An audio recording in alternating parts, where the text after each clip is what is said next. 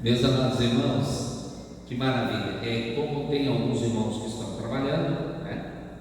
Eles vão, tem irmãos que nesse momento estão no trabalho. A maioria dos irmãos mandaram mensagem, né? Uma grande quantidade de irmãos mandaram mensagem para mim, falando sobre a dificuldade que eles estão tendo de chegar do trabalho, já ser logo o toque de recolher. Mas o texto que nós lemos, amados irmãos, é um texto que está direcionado à oração que Jesus fez pelos seus discípulos. Esse texto do Evangelho de João, capítulo 17, não é só uma oração de Jesus, mas também no capítulo 17 de João está claro o que Jesus deseja da sua igreja, dos seus discípulos. Não é só uma oração. Na oração, Jesus expressa o que Ele quer que nós sejamos aqui na terra, o que Ele deseja como Ele quer ver a sua igreja, os seus discípulos aqui na terra. Então, Ele começa dizendo que a vida eterna é que conheçam a Ti só como único Deus verdadeiro e a Jesus Cristo a quem enviastes. Então Jesus, aqui no primeiro desejo de Jesus deseja que a sua igreja conheça Ele, conheça o Pai, conheça a Deus, que Te conheçam, que estão no versículo 3, e a vida eterna é esta: que Te conheçam a Ti só, por único Deus verdadeiro, e a Jesus Cristo a quem enviastes. Então, Jesus deseja que a sua igreja conheça Ele de perto. Irmãos, para a gente conhecer uma pessoa, a gente precisa conviver com essa pessoa, a gente precisa dialogar com essa pessoa, a gente precisa, podemos assim dizer, acordar com essa pessoa, né? Saber o que essa pessoa gosta, o que essa pessoa não gosta. O conhecimento passa por tudo isso, né? É tanto que às vezes marido e mulher, quando eles iniciam, né, o relacionamento no casamento, depois de alguns meses, alguns anos, aí o marido vai dizer para a mulher e a mulher vai dizer para o marido que eu não sabia que você era assim, né? Eu só acho errado dizer que se eu soubesse que você era assim, eu não teria casado com você. É isso que está errado. Essa última frase é que está errada. Na verdade, você só conhece a pessoa quando você convive. Então, às vezes, geralmente as mulheres se decepcionam no relacionamento do casamento, porque enquanto eram namoradas, né, e que ele ia ali só uma hora, ficava com ela ali conversando, era um doce, era um príncipe, mas depois que casou, o príncipe virou um sapo. Depois que beijou, né, o príncipe virou um sapo. Então, eu sei que há essa dizer porque você não conhecia ainda, mas você vai descobrindo também no relacionamento que também você é diferente.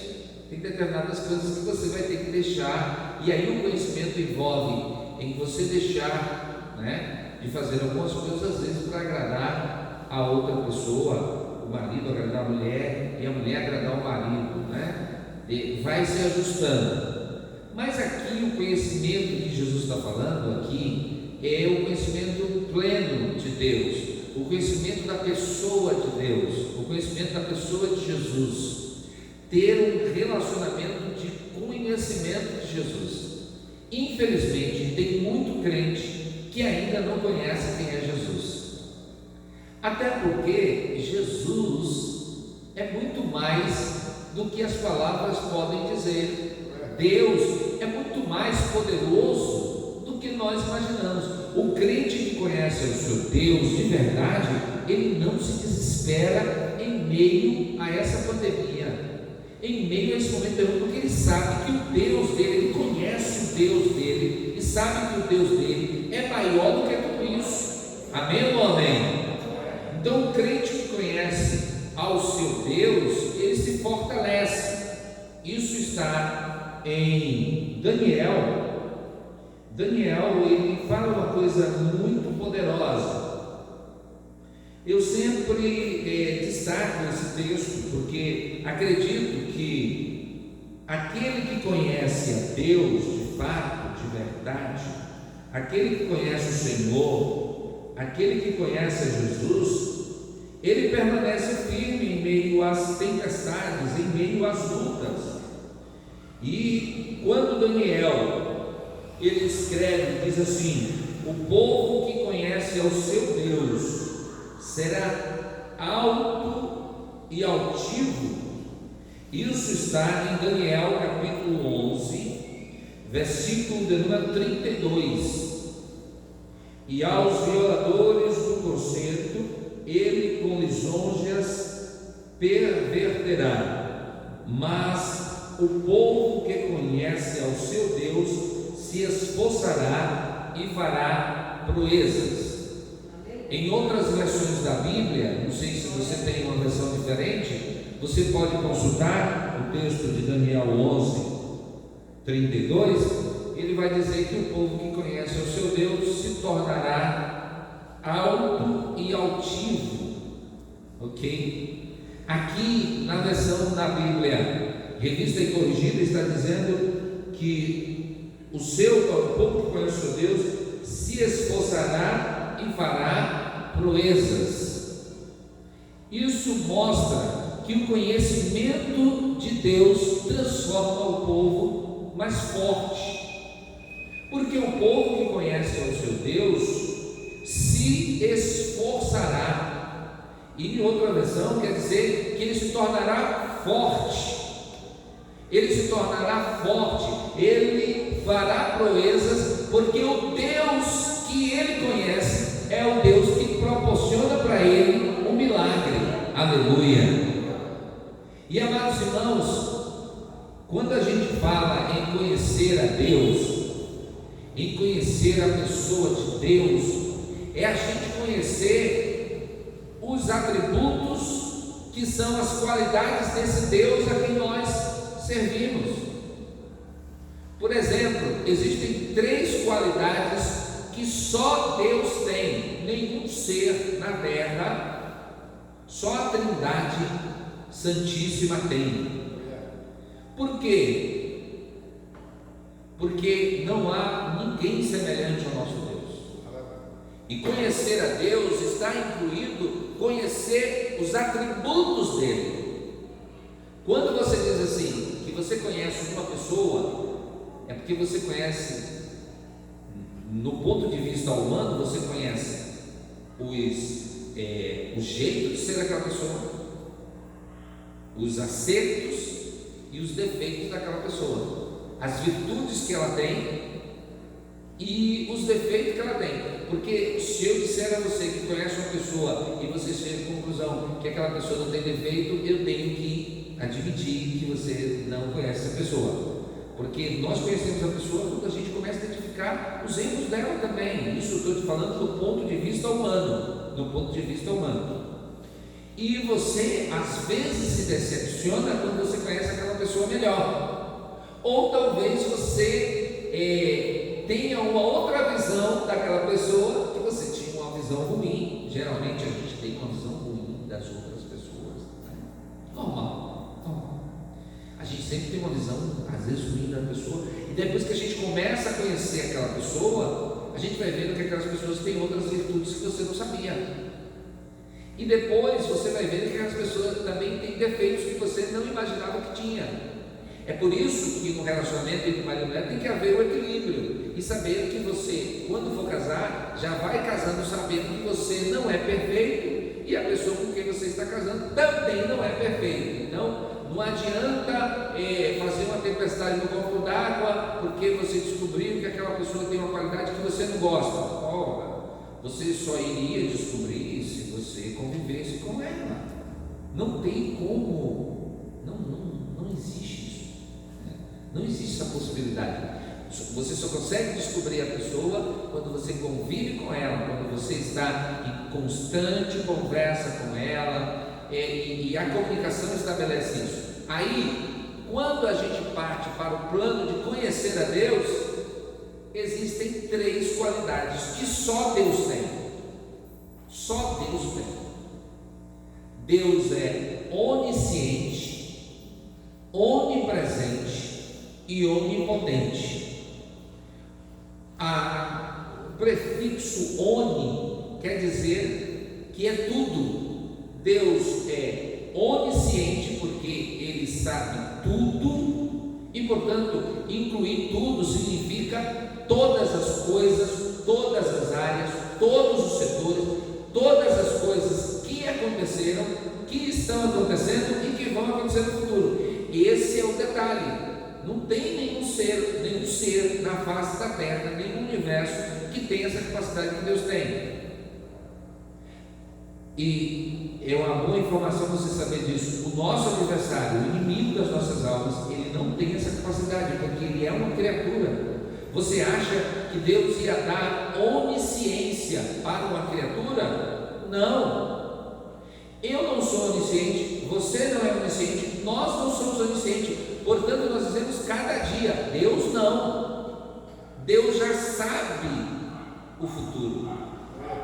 Deus tem na sua mão toda a informação presente, passado e futuro.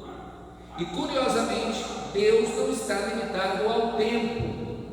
Deus não está limitado ao tempo. Deus não usa, vamos dizer assim, do ponto de vista de Deus, Deus não precisa de relógio, nada pode atrapalhar o seu poder. Então Deus sabe de tudo. Os cientistas vão fazer uma descoberta daqui, vamos supor, há 20 anos. Deus já sabe a descoberta que vai ser feita e quem vai fazer essa descoberta. Ok? Então a Bíblia tem muito disso. A Bíblia tem muita coisa que ainda não aconteceu. Foi revelação de Deus. Ora, se Deus sabia, por que Deus mostrou a João lá no Apocalipse? Porque Deus já sabe o futuro. Só que Ele, por misericórdia, chamou João e disse assim: João, você não é onisciente não, mas eu sou, João. Eu vou te mostrar a você o que vai acontecer depois. Eu pergunto aos irmãos: João viveu para ver o que nós estamos vivendo hoje? Claro que não. João morreu, foi enterrado, foi para o paraíso, está esperando o arrebatamento da igreja, né? Está com os santos no paraíso. Mas olhe para mim, ele sabia o futuro? Claro que não. E João estava vendo ali dentro da visão dele humana, e Deus mostrou e ele foi colocando para nós a visão dele humana. Mas olhe para mim, a segunda coisa que Deus é, Ele é onipresente. Onipresente. Alô, alô, alô, alô. Preste atenção. Eu, você, nós somos limitados a 2 coisas: o tempo e o espaço. O tempo e o espaço. Eu estou aqui na igreja. Eu não posso estar aqui na igreja e ao mesmo tempo estar lá na minha casa. Por quê? Porque eu tenho uma limitação. E qual é a limitação? A distância que eu estou da igreja para a minha casa e o tempo que eu preciso levar até chegar lá na minha casa. Para eu me deslocar de um local para o outro, eu preciso de tempo e de espaço. Porque o tempo e o espaço me limita a estar nesse momento, nessa hora, lá na minha casa. Então eu preciso de tempo para chegar até lá e eu tenho uma distância que é chamada de espaço. Entendeu? Outra coisa, você não pode estar aqui agora com a gente aqui e estar lá em São Paulo. Por quê? Porque para você ir para São Paulo você teria que pegar ou um ônibus, ou você ir de carro próprio, ou você ir de avião. De avião é mais rápido, mas também demora. Você vai ter que ter um tempo para chegar no aeroporto, você vai ter que ter um tempo para pegar o avião decolar, descer e tal, para você chegar onde você precisa chegar em São Paulo. Então tem uma distância que limita você. Agora olha para mim, e isso é interessante. Deus é onipresente, ou seja, Ele está presente em todos os lugares. Se você pode levantar sua mão e dar glória para o Senhor Jesus. Por isso, você não pode dizer, você como cristão, um cristão que conhece a Deus, ele não pode chegar e dizer assim: Deus não está me vendo. Ah, com isso, ninguém me vê. Não, isso é história de quem está querendo desenvolver o que nós chamamos de autopiedade, dar uma de coitadinho. Não, Deus está me vendo sim. Você acha que Deus só vê o que não presta? Porque às vezes quando a gente fala assim que Deus é onipresente, a gente pensa logo que Deus está vendo sempre o que não presta. Não, Deus está vendo o que presta e o que não presta. Deus está vendo é tudo. Deus não está vendo coisas selecionadas, não. Deus está vendo é tudo.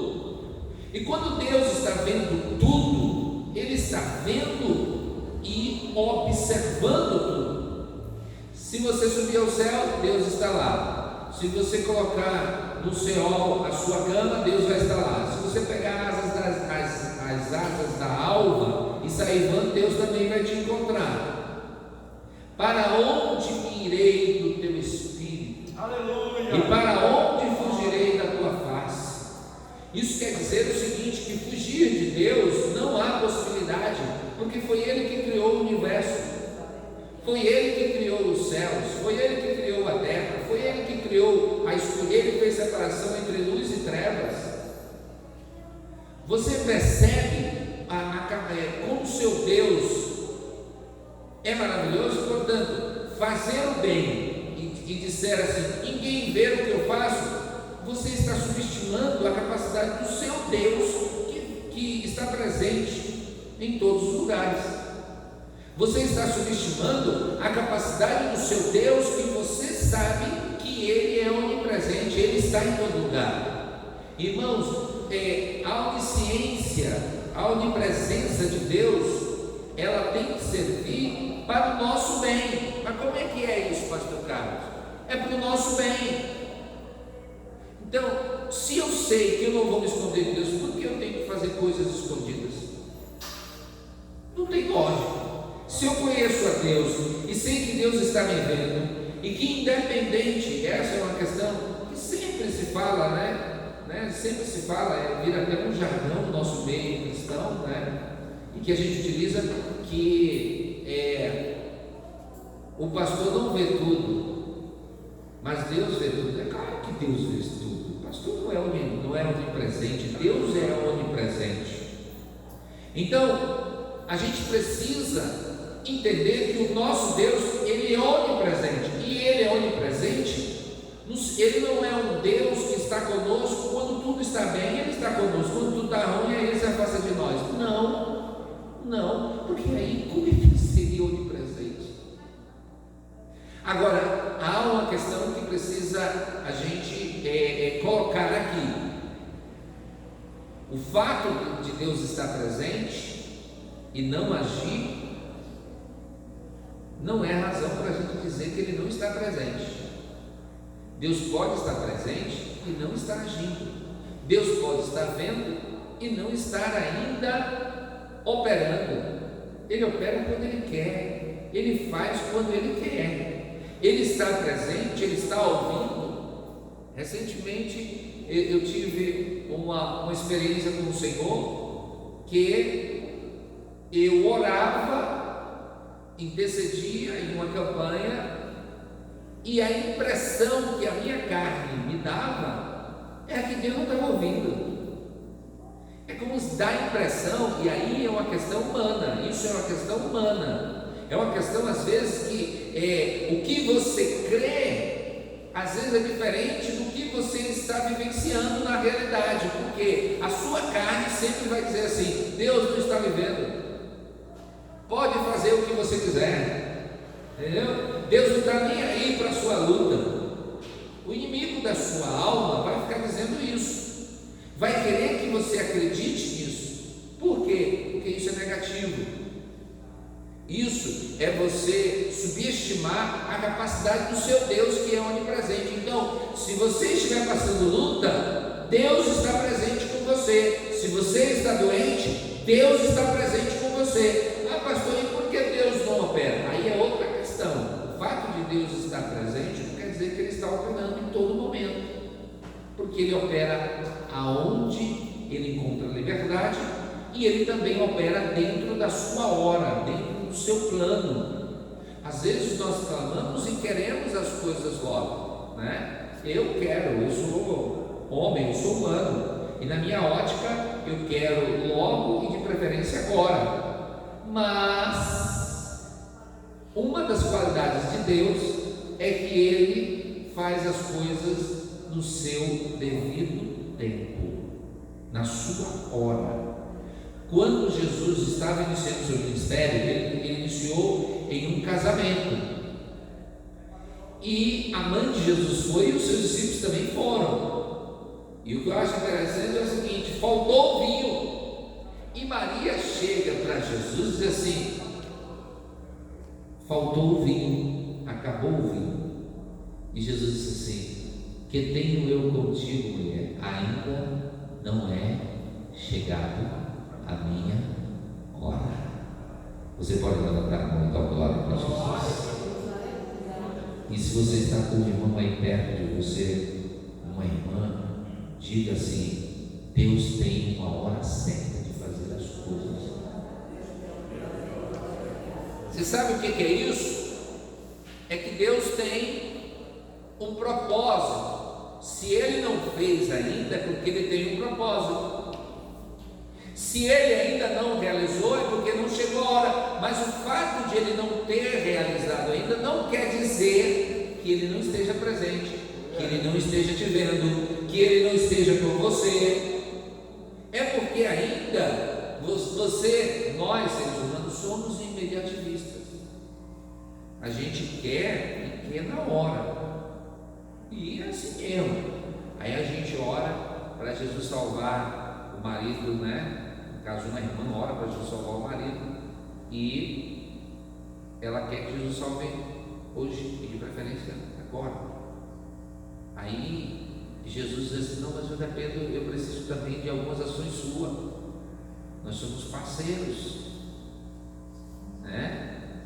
Existem determinadas situações que Deus não precisa, Deus não necessita que o homem faça nada, porque é uma coisa que está no seu plano para aquele momento, e ele não precisa pedir orientação para ninguém, nem permissão para ninguém. Deus não precisa dessa permissão. Em determinadas áreas, não. Se Deus quiser mandar uma fome para a terra, assim como Ele mandou no tempo de Faraó, Ele não precisa pedir permissão para ninguém, Ele vai mandar e acabou. Se Ele quiser mandar um terremoto, Ele manda um terremoto. Ele não tem problema. Deus não tem problema com isso. Ele não vai pedir permissão ao presidente, ao prefeito, não, nada disso. Deus não precisa de ninguém nesse sentido. Mas há determinadas situações na nossa vida que nós precisamos dar lugar para Deus operar. Ou seja, é por isso que em determinados momentos é necessário que a gente busque a orientação do Senhor para saber o que é que nós devemos fazer. Porque a gente tem também a nossa participação. Quer um exemplo? O próprio exemplo do primeiro milagre de Jesus no casamento. Quando chegou a hora de Ele multiplicar a água em vinho, o que foi que Ele fez? Encha as talhas, encha esses vasos de água. Jesus disse isso. Por que Jesus não pegou a água e foi enchendo o vaso? Porque essa não é a parte de Jesus, é a parte humana. Quando Jesus chega para ressuscitar a Lázaro, é Ele que remove a pedra? Não. Quem remove a pedra? Ele diz assim: tirai a pedra. Meu Deus. Porque a parte do homem é tirar a pedra, é encher as águas, encher as talhas, é encher os vasos de água. Agora, a parte de transformar a água em vinho, aí é de Jesus. Aleluia. A parte, meu Deus, aí a parte de ressuscitar o morto é de Jesus, porque Jesus sabe que eu e você não temos poder de transformar água em vinho. Não. E não temos poder de ressuscitar mortos. Não. Aí é a parte dele. Mas eu vou ter que remover a pedra para que Jesus opere o milagre da ressurreição. Eu vou ter que encher os vasos de água para Jesus transformar essa água em vinho. Então há determinadas coisas que é preciso uma ação nossa. É preciso uma ação nossa. Mas há determinadas situações que não precisa de ninguém. Quer um exemplo? O cumprimento das profecias bíblicas. O cumprimento da profecia bíblica não depende da fé de ninguém. Deus já disse que vai acontecer, meu irmão. Quer saber uma coisa? Não tem ninguém, nem no céu, nem na terra, nem debaixo da terra, nem no universo, que vai atrapalhar aquilo que Deus já determinou. Porque o Senhor disse assim: olha, eu tenho um compromisso com a minha palavra para cumprir ela, e quando eu digo que vou fazer, eu faço, porque eu não sou homem para que se arrependa, nem filho do homem para que minta. Porventura eu diria alguma coisa e não faria aquilo que eu disse? Ou falaria e não confirmaria o que eu falei? Não, o que eu falo, que Deus é verdade, irmão. Essa é o outro atributo, é o chamado os atributos morais de Deus. Deus é verdade. Deus não vai dizer uma coisa e fazer outra. Deus pode falar uma coisa, fazer outra, e eu entender que Deus fez outra coisa, mas na verdade Deus tinha falado aquilo e feito aquilo que Ele disse. O problema foi eu que entendi errado. Mas preste bem atenção: o seu Deus é onipresente, e Ele está presente quando você está fazendo certo, quando você está fazendo o que é devido, quando você está sendo honesto. Deus está presente quando você está fazendo mal e quando você está sendo desonesto também. É essa consciência que nós precisamos ter. E nós precisamos ter essa consciência de que Deus é onipresente, porque essa é uma prova de que nós o conhecemos. Agora, terceiro e último atributo que só Deus tem, qualidade que só Deus tem: Ele é onipotente. Onipotente quer dizer, Ele tem todo poder. Todo poder. Então, Ele tem todo poder, Ele está todo presente e Ele tudo sabe. Ele sabe de tudo, Ele está presente e Ele tem todo o poder. Irmãos, não há ninguém que tenha essa capacidade a não ser a Santíssima Trindade. Porque todos os demais, como diz lá na Venezuela, todos os demais, todas as pessoas, todos os outros anjos, sejam seres, todos os outros seres, ninguém tem essa capacidade. Porque todos foram criados por Deus. Você acha que Deus ia criar um ser semelhante a Ele ou maior que Ele? Quem faz isso é o homem. E com todo respeito é o homem todo. Porque o homem criou a arma de fogo, né? E a arma de fogo consegue destruir o homem. O homem criou umas combinações de drogas, e saiba vocês, os irmãos, que todas essas drogas aí que existem foram criadas pelo homem. A combinação, e o pior ainda, é que eles estão sempre fazendo combinações para fazerem drogas mais fortes, mais viciantes, para ganhar mais dinheiro, para destruir mais vida. Só que curiosamente a droga vai lá e destrói. O homem criou o cigarro. Não foi Deus que fez o cigarro, foi o homem que criou o cigarro.